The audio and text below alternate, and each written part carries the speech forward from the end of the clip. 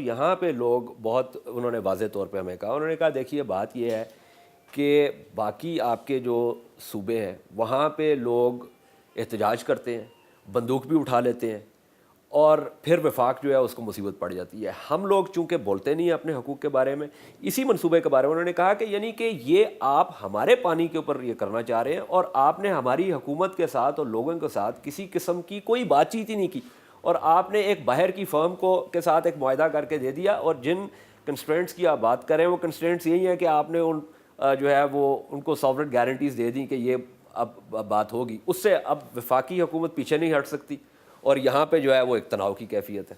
अगर आप आवाज़ उठाएं नहीं तो नहीं सुनी जाएगी। मैंने इसी ऑफिस में बैठ के फरवरी 2009 में यहाँ से चेयरमैन बापडा को टेलीफोन किया और उनको कहा जी कि अगर ये हमारे साथ एग्रीमेंट नहीं होगा, हमारे साथ हमारी ये जो कंसर्न्स हैं वो एड्रेस नहीं किए जाएंगे तो इस पे फिर ये प्रोजेक्ट पे काम रुकने का डर है।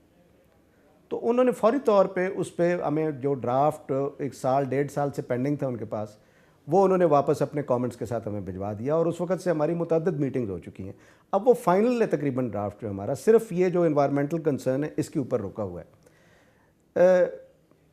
मैं किसी को ये तो नहीं कह रहा कि जी ब्लेम नहीं करना चाहता मैं किसी को, लेकिन मैं ये समझता हूँ कि मुनासिब वक्त पे मुनासिब आवाज़ उठाई नहीं गई।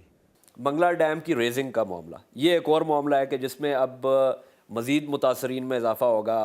उसके ऊपर तो मेरे ख्याल में कोई दस्तखत भी होने वाले हैं, तो उसको कैसे आप हैंडल कर रहे हैं? वो तो खैर दस्तखत हो चुके हैं ना, वो तो एग्रीमेंट हो चुका है, वो आज़ाद कश्मीर के गवर्नमेंट ने एग्रीमेंट किया। मैं तो ये कह रहा हूँ कि मौजूदा हुकूमत ने उस एग्रीमेंट से ओवर एंड अबव अकोमोडेट किया है आज़ाद कश्मीर की डिमांड्स को।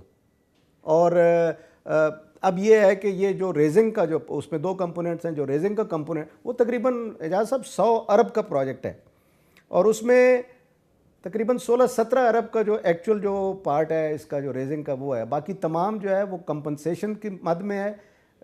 और जो CBMs के प्रोजेक्ट हैं, जो ग्रिड स्टेशंस हैं, पुल हैं, उसमें मीरपुर की greater water supply and sewerage scheme है, इस किस्म के बड़े बड़े प्रोजेक्ट। कॉम्पनसेशन पूरी हो चुकी है? कॉम्पनसेशन जो है वो बिल्ट अप प्रॉपर्टी की जो भी दी जानी है वो इस महीने में वो पैसे वो रिलीज़ हो जाएंगे, वो दे दिए जाएंगे। लेकिन बहरहाल हुकूमत पाकिस्तान की तरफ से ये कमिटमेंट है कि उस वक़्त तक डैम को नहीं भरा जाएगा जब तक के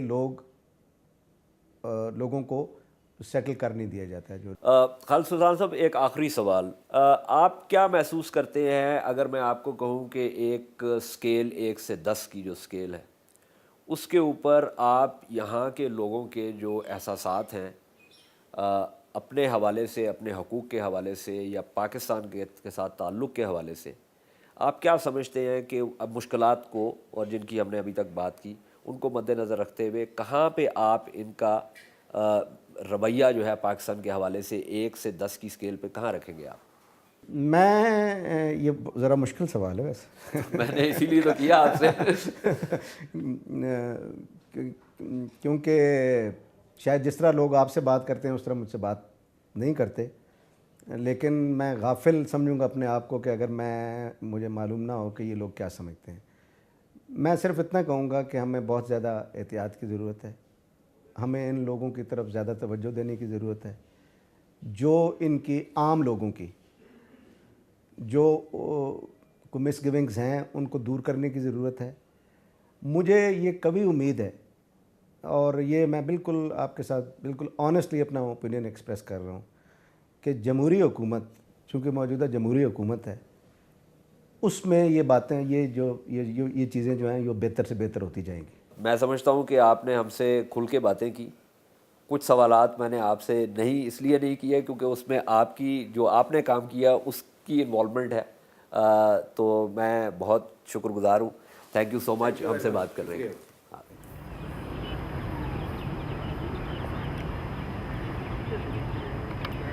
यहाँ पे गुफ्तगू करेंगे मियाँ मंजूर वट्टू साहब के साथ। अमूर कश्मीर की वजारत जो है वो इनके पास है, इनसे पूछते हैं जो हमने यहाँ पे और लोगों से बात की और इंतज़ामिया से भी, उसके हवाले से कुछ उनसे गुफ्तगू करते हैं। भैया साहब, यहाँ पे जो हमने मामला देखा लोग काफ़ी शाकी हैं हुकूमत पाकिस्तान से, कहते हैं कि हुकूमत पाकिस्तान और वजारत अमूर कश्मीर जो है वो फैसले करती है और आज़ाद कश्मीर की हुकूमत तो बिल्कुल बेख्तियार है। आप क्या कहेंगे इस बारे में? देखें, मुझे तो अभी चंद रोज़ हुए हैं कि पार्टी ने ये मनसब मुझे सौंपा है, तो मेरे ख्याल में कुछ 2 हफ्ते के अंदर मैं 2 दफ़ा, ये मेरी दूसरी दफ़ा है कि मैं मुज़फ़्फ़राबाद में आया हूँ। और इससे पहले मैं आया हूँ तो मैं प्रेसिडेंट से मिला हूँ, प्राइम मिनिस्टर से मिला हूँ, लीडर ऑफ द अपोजिशन से मिला हूँ और काउंसिल के मेंबर से मैं मिल चुका हूँ। मैं पाकिस्तान पीपल्स पार्टी के लोगों से मिल चुका हूँ और इस तरीके से इंतज़ामिया से मिला हूँ। तो ये सब लोग जो हैं सबकी कंसल्टेशन के साथ, सबके साथ डिस्कस करके, ये जो साइनिंग सेरेमनी हो रही है इसके ख़िलाफ़ तो लोग एहतजाज कर रहे हैं। जहाँ तक इसका मंगला रेजिंग का जो ताल्लुक है, तो ये एक बड़ा ज़बरदस्त मंसूबा है जो लोग तो नहीं समझते कि जो मुल्क के लिए भी और आज़ाद कश्मीर के लिए भी, इस सब के लिए बहुत वो यही कह रहे हैं कि पाकिस्तान के लिए बहुत मुनासिब है, लेकिन आज़ाद कश्मीर के लिए भी मुनासिब है और पाकिस्तान के लिए भी बहुत मुनासिब है, बहुत मुफीद है, मैं कहूँगा दोनों के लिए, पाकिस्तान के लिए भी, आज़ाद कश्मीर के लिए भी। इसमें थोड़ा मिसट्रस्ट है पिछली हुकूमतों का कि जो कमिटमेंट हुई थी पिछले दौरे हुकूमत की, उसको उन्होंने ऑनर नहीं किया।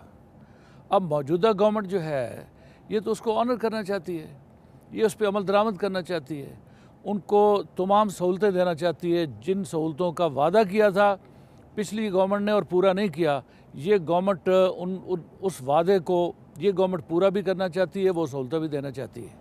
अच्छा, एक और मसला जो ये तो मंगला की रेजिंग के हवाले से, जो नीलम के ऊपर जो मंसूबा है उसके बारे में लोग बहुत शाकी हैं। वो कहते हैं कि जी हमसे तो कोई किसी ने पूछा ही नहीं, हुकूमत पाकिस्तान ने एक फ़ॉरेन फर्म के साथ मुआहदा कर लिया और जो कश्मीर की हुकूमत है वो चूँकि बेख्तियार है उसके साथ तो मामला ही नहीं तय किया। मैं आपको बताऊं कि कश्मीर की हुकूमत पूरी तरह बाइख्तियार है, वो एक इलेक्टेड गवर्नमेंट है, लोगों ने उनको मुंतखब किया है। सरदार अतीक साहब को भी लोगों ने मुंतखब किया था, सरदार याकूब साहब को भी लोगों ने मुंतखब किया था और मौजूदा प्राइम मिनिस्टर जो हैं इनको भी फारूक हैदर साहब को तो लोग कहते हैं जी हुकूमत पाकिस्तान जो है वो कोशिश कर रही थी कि वो तो वज़ीर आज़म ही ना बने। सरदार फारूक हैदर साहब वज़ीर आज़म बन गए हैं और हम उनके साथ चल रहे हैं, उनको साथ आज भी मैं उनको जहाज़ में बैठा के लाया हूँ। नेक्स्ट टाइम पिछली दफ़ा भी मैं आया हूँ तो उनको मैं साथ लेके आया हूँ और यहाँ से साथ लेके गया हूँ। तो हम तो इनको साथ लेके चल रहे हैं और फिर ये है कि हमारी गवर्नमेंट की पॉलिसी ये है इस वक्त कि मसालियत की पॉलिसी है, नेशनल रिकन्सिलिएशन है, सबको साथ लेके चलना है। यहाँ पे जो नेशनल स्टूडेंट्स फेडरेशन और अवामी नेशनल पार्टी के लोग जो हैं, नेशनल अवामी पार्टी के, वो ये कहते हैं कि जी हमने देखा ये है कि पाकिस्तान में जो सूबा जो है वो बंदूक उठा लेता है, वफाक जो है वो फ़ौरन उसकी बात सुनता है और हम चूँकि पुरअमन लोग हैं इसलिए हमें घास ही नहीं डाली जाती। बिलाशुबा आज़ाद कश्मीर के लोग पुरअमन लोग हैं, शरीफ और महज़ब लोग हैं और मैंने देखा है कि ये बेहद अच्छे लोग हैं और इनकी उसी लिहाज से हमारे दिल में कदर है और मौजूदा गवर्नमेंट जो है वो उसके पास भी इनके लिए एहतराम है और हम हर किस्म की सहूलत देना चाहते हैं। यानी अब मेरी मिनिस्ट्री में जो मेरी सोच है वो ये है कि हम आज़ाद कश्मीर को डेवलप करें और पार्टी एफिलिएशन से हट के हम सोचें कि आज़ाद कश्मीर को कैसे डेवलप करना है, यहाँ के लोगों की ज़िंदगी में तब्दीली कैसे लानी है और खुशगवार यहाँ पे तो मामला ये है कि लोग कहते हैं कि जो जहादी तंजीमें यहाँ पे पाकिस्तान लेके आया था वो उनकी वजह से यहाँ पे फ़िरका वारियत फैल रही है।